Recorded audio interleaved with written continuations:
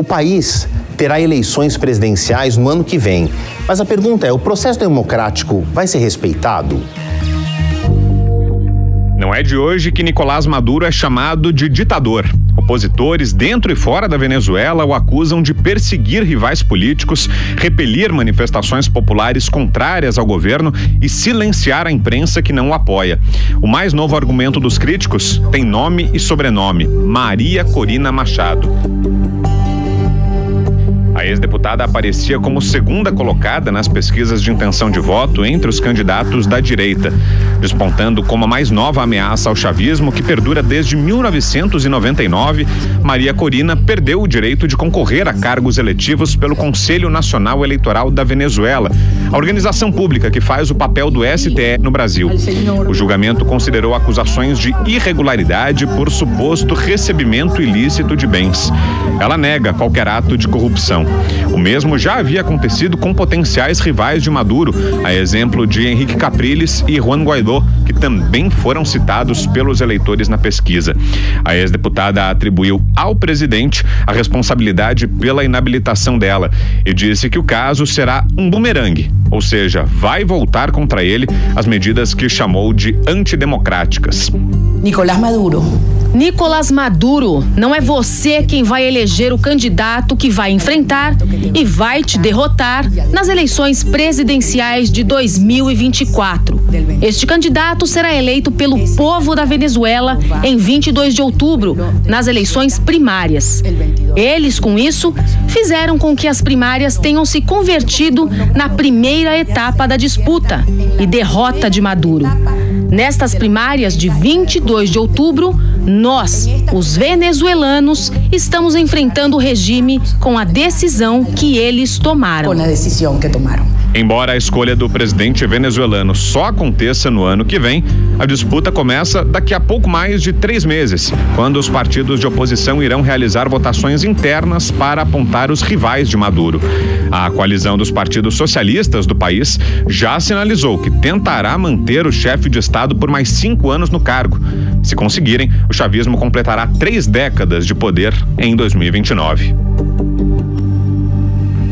Quando a gente fala de Venezuela, parece uma quimera, né? Um monstro mitológico, porque une 2 polos completamente opostos no mesmo eixo. De um lado, uma pobreza abissal, a maior inflação do mundo, uma das maiores inflações do mundo, e na outra ponta, o ouro negro, né? A maior reserva de petróleo do mundo.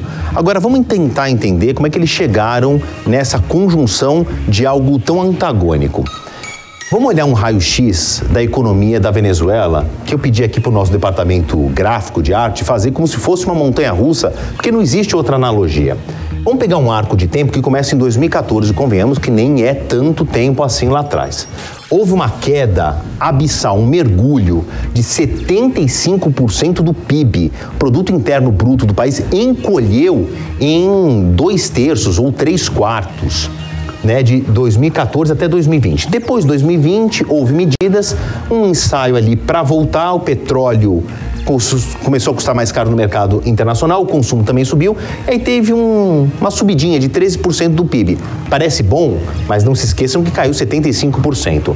A previsão aqui do Fundo Monetário Internacional é que o cenário melhorasse em 2023, com uma subida talvez de 5% do PIB, mas ficou só na especulação, ficou só na previsão.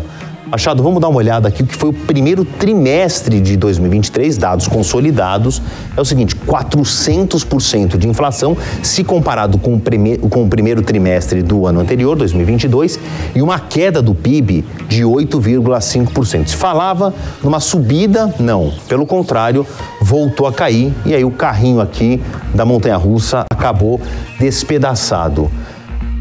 Machado, eu sei que você conhece a Venezuela, nós dois estivemos na Venezuela em diferentes momentos das nossas carreiras, em diferentes momentos da história. O que explica alguém, um país, que era um auge de tecnologia, desenvolvimento e riqueza nos anos 70 e agora em 2020 está água abaixo? Me assusta muito, né? Eu conheci a Venezuela em 68, eu tinha 13 anos de idade.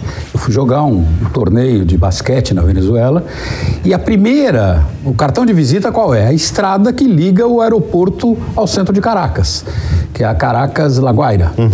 que é uma estrada de 17 quilômetros. Era um espetáculo, era a melhor estrada da América Latina. Ou seja, eu fiquei impressionadíssimo com aquilo. Túneis de não sei quantos quilômetros, não sei quantas pistas carroçáveis, sensacional. Em pouco mais de 50 anos, isso acabou. Hoje essa estrada é uma mentira, né? Porque ela é cheia de atalhos, cheia de desvios e assim por diante. Claro que essa queda da Venezuela, ela se tornou muito mais acelerada de alguns anos para cá. Sobretudo, querendo ou não, a partir do momento que o Chávez e depois o Maduro fecharam totalmente a economia venezuelana, tomaram uma série de medidas isolando a economia venezuelana do resto do mundo. E até o petróleo, que ela é uma das grandes produtoras, eles estatizaram a PDVSA, que hoje tem uma produtividade muito baixa, e com isso nem mesmo a exploração do petróleo gera os frutos que poderia gerar para o país. PDVSA é petróleo de Venezuela, como seria a Petrobras aqui. Agora, por que eu trouxe Venezuela aqui de novo para a nossa pauta? A gente estava falando de Mercosul, tem ali um apetite da Venezuela entrar para o Mercosul. Agora, eu vou fazer uma pergunta óbvia, tá, Machado? Nesse cenário, é muito pouco atraente para os outros países ter um parceiro desse tamanho, né? Claro. Vamos ver se essa pergunta ela muda. Pelo seguinte, a gente está falando da reserva de petróleo, a maior reserva de petróleo do mundo já descoberta. Quanto que é isso? São 270 ou quase 271 bilhões de barris de petróleo. A gente fala muito isso, barril de petróleo.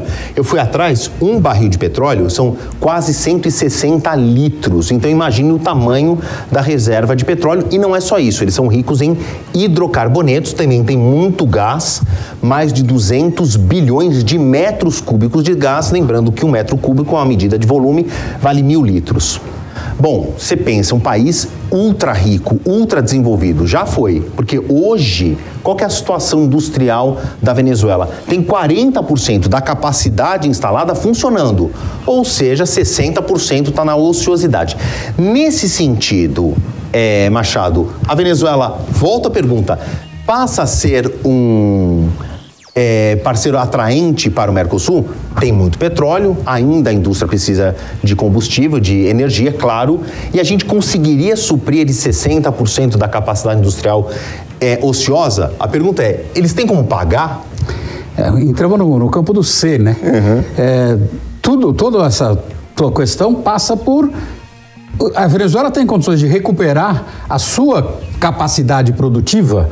A partir dessa resposta sendo sim, ela passa a ser um parceiro interessante. Claro. Tem petróleo, tem complementaridade com o resto da produção dos outros países do Mercosul, então seria interessante. O grande problema continua sendo a questão política. Claro. E é aí que a gente chega, sem nenhum proselitismo aqui, não estamos falando de bonito ou feio, nem certo e errado, nem bom ou ruim, mas vamos aos fatos, né?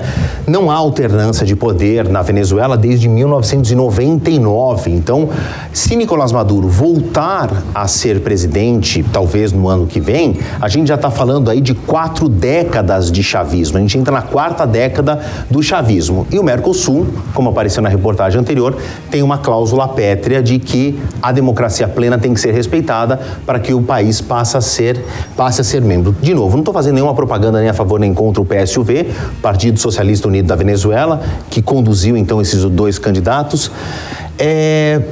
Machado, tem solução se não houver uma mudança na espinha dorsal do país? Eu acho muito difícil, porque democracia, como você falou, não se resume a eleições. Porque o argumento dos favoráveis a ingresso é que lá tem eleições. Não tem alternância, mas tem eleições. Você tem até partidos de oposição, mas volta e meia o principal candidato à oposição acaba sendo cassado. Então você tem uma série de indicadores que mostram que é uma democracia de aparência. E eu lembro, no Vietnã do Norte, na Coreia do Norte, desculpa, você também tem eleições. Pois é, né? E um mesmo ditador há décadas. E normalmente o resultado é de 100% de unanimidade. Da aprovação. Machado, obrigado pelos esclarecimentos. Até uma próxima oportunidade. Claro que Venezuela, América Latina, Mercosul sempre volta na nossa pauta. Eu vou apelar aqui para os conhecimentos do Machado.